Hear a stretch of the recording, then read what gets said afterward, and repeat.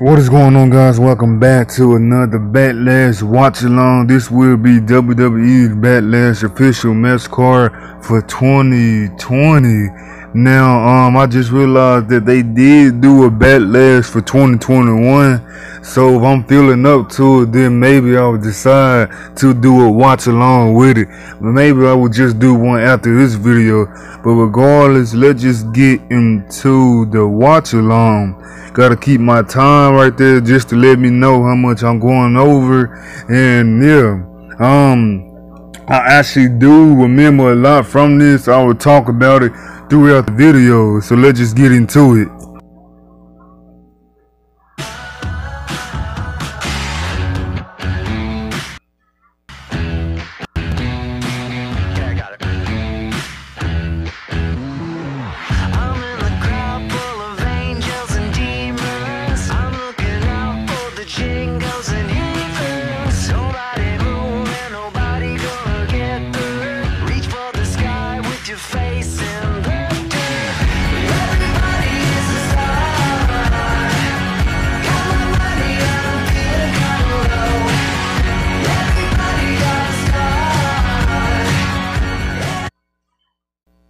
Okay, we starting off with the kickoff show for the United States Champion, Apollo Crews versus Andrade. He is not longer with the WWE. He is currently now in AEW. He's not being treated well over there as well, so we ain't talking about that right now, though.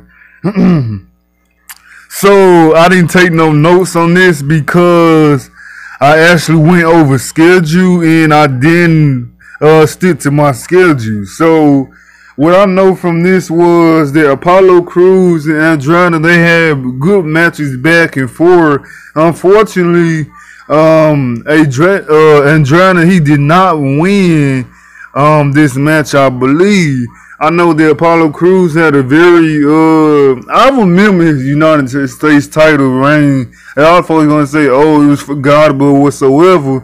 Now, he's actually good for what he is, and it's sad because when he was doing that Nigerian gimmick on SmackDown, he was over as well. But as soon as he get on Raw, as soon as he gets on Monday Night Raw, they got no plans for him. It's unfortunately sad because that man right there is very underrated. And he was good on the mic. He was good on the mic. He had everything. I just don't understand. He got better as he got on the mic when he did that gimmick. I just don't understand.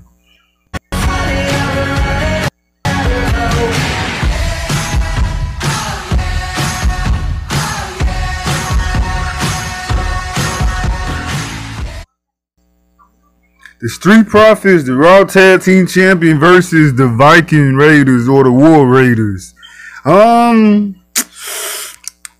really didn't like the Street Profits Tag Team reign because there wasn't no actual tag teams in that tag division, which led to me getting frustrated with their tag team reign because, you know, they won it this day, then they lost it this day, then the next day they win it right back again, and it was a tiresome cycle that they was going through. Now I don't blame them. I think Montez Ford is incredible. I think he's good on the mic. He got the moveset. He got everything that WWE looks for into a superstar. He's also good as a tag team. I want down Angelo Dawkins because he actually good as well, but you know, when you want to choose someone out of these two, Montez Ford is the one to go for. I don't think the Viking Raiders won this match either. I believe Street Profits won this as well. If I get my results wrong, just go back and look on the web.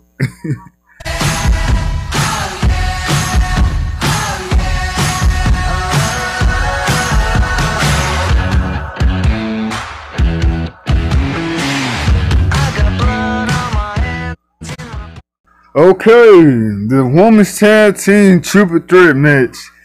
You guys should know by now, if you've been subscribed for a little longer, you should know that I don't like the women's tag team champion, as there is no teams left for them to, you know, carry the division on with those titles. With that being said, Alexa Bliss is currently off of TV right now. Nikki Cross is now turned to Nikki ASH. And Sasha Banks, she is currently the women's tag team champion as I'm speaking right now with Naomi. Bayley is out with an injury. And the IIconics was previously in TNA, but they just announced that they retired from professional wrestling. I believe Bayley and Sasha Banks won those titles back. I believe they retained those titles. And I liked it how Bayley and Sasha Banks carried the women's division during the pandemic era. It was very interesting to see because you would think, oh, this is good repetitive, but they came up with something new every time. And Asuka, she was carrying the Raw's women's division as well, but they was going back and forth with each other, and it was actually fun. But Bayley and Sasha Banks won this match. That I know, I'm sure of.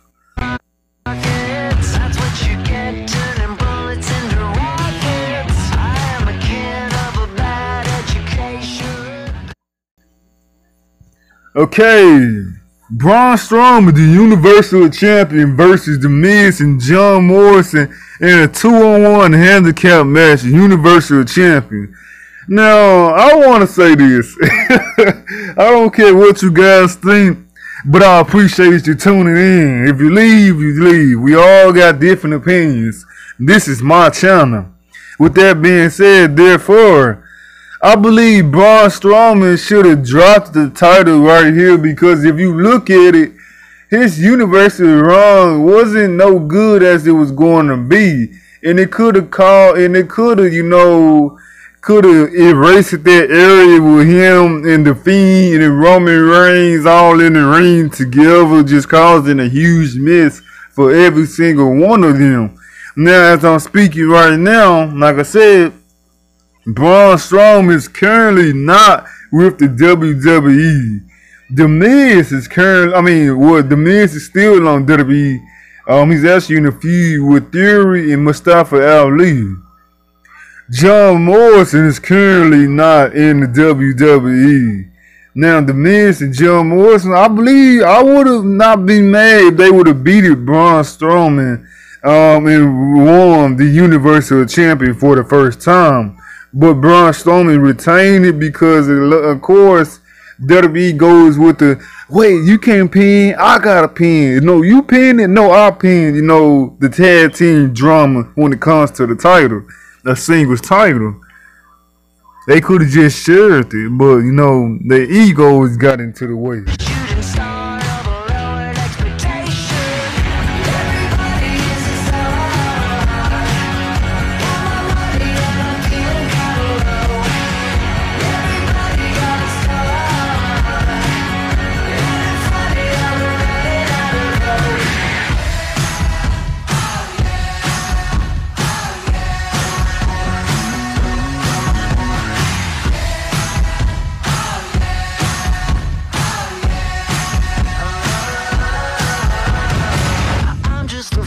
In the crowd of spectators to the sound of the voice of the traitor.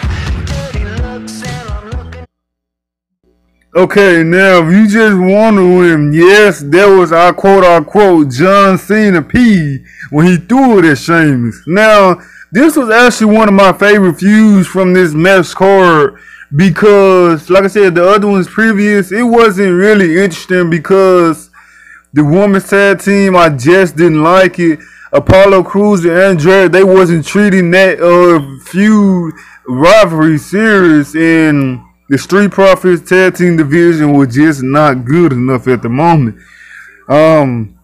Speaking of Jeff Hardy, he's currently not in the WWE.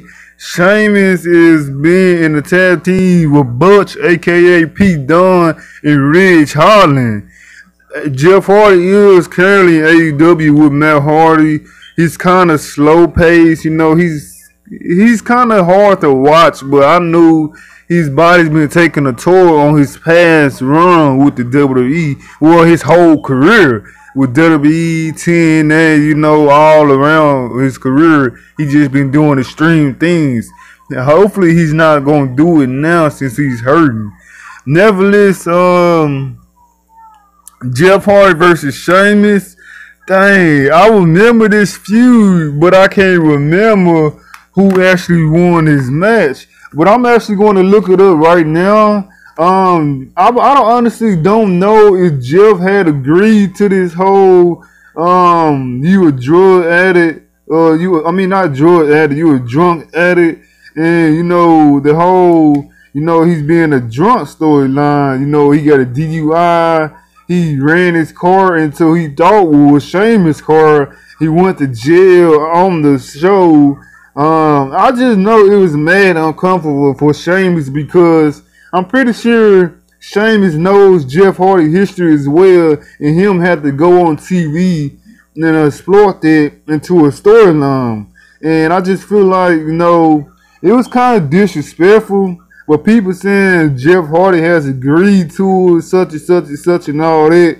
But if he would have said no, and I'm not saying, oh, you can't blame WWE whatsoever. I absolutely blame WWE. But if he would have said no, would WWE put him in a program at the moment for Backlash? Or would they just scrape this whole thing and forget about Jeff Hardy because he told them no? Because he didn't want to put his personal experience out there on public TV. But eventually, they went along with it. I actually did like that they bar fight.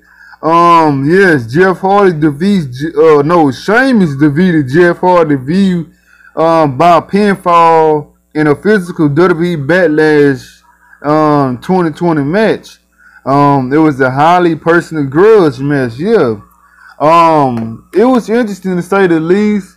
They said he got his foot on the rope, the bottom rope to break. Hold on, I think he won by the bro kick. I don't want to stay on this too long. I actually don't want to make this video too long. He rolled Hardy back into the ring for another bro kick for the win.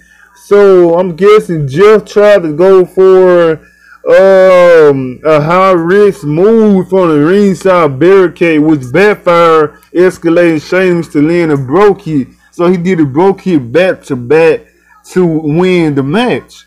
And it went on a little longer, but like I said, I liked this feud for entertainment wise, but due to Jeff Hardy personal history, I just knew it was mad uncomfortable.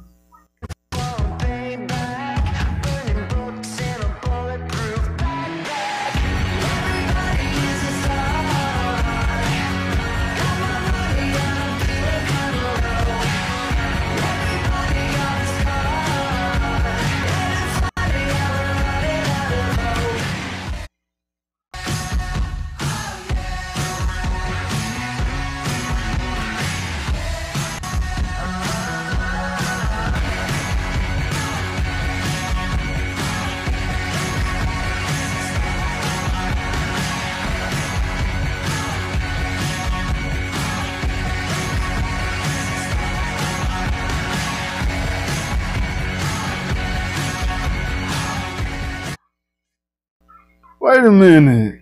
So, if I'm not mistaken, didn't Bobby Lashley beat it Drew McIntyre at WrestleMania? Unless he beat him again at Backlash.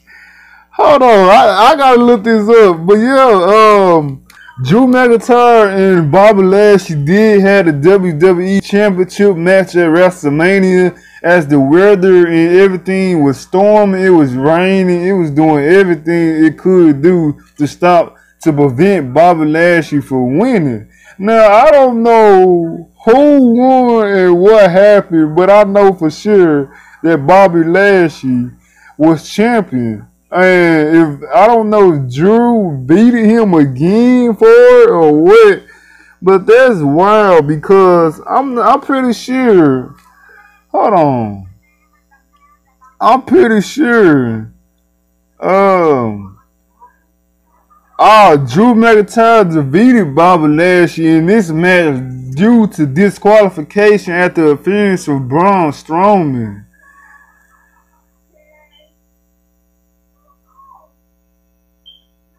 Wait, so did he? What WrestleMania did he? Hold on, cause I'm not tripping, cause yeah, it says he defeated Braun Strowman and Drew McIntyre in 2021. So WrestleMania 37 was in 2020, right? Oh, okay. Okay. Wait.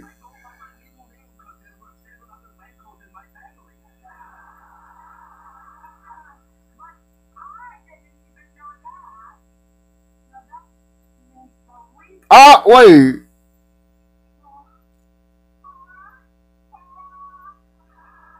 Okay. So this is 2020. Okay.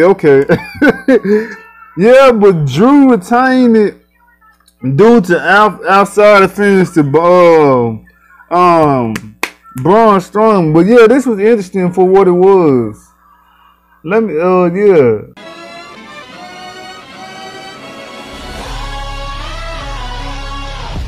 Ladies and gents, this is the moment you've waited for.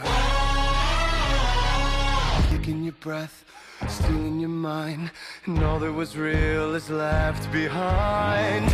Don't fight it, it's coming for you, running at you. It's only this moment, don't care what comes after. Your fever dream, can't you see, getting closer and over. It's fire, it's freedom, it's flooding open. It's the preacher and the pulpit and your blinded motion. There's something breaking at the brink of every wall that's holding all that you know. So tell me, do you wanna go where it's covering all the colored lights, where the runaways are running the night, impossible comes true, it's taking over you. It's the greatest show. We light it up, we won't come down, and the sun can't stop us now. Watching it come true, it's taking over you. This is the greatest show.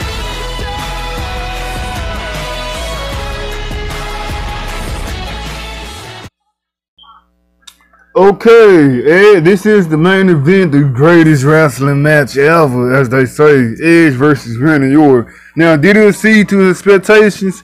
It wasn't the greatest wrestling match ever, but it was good for what it was.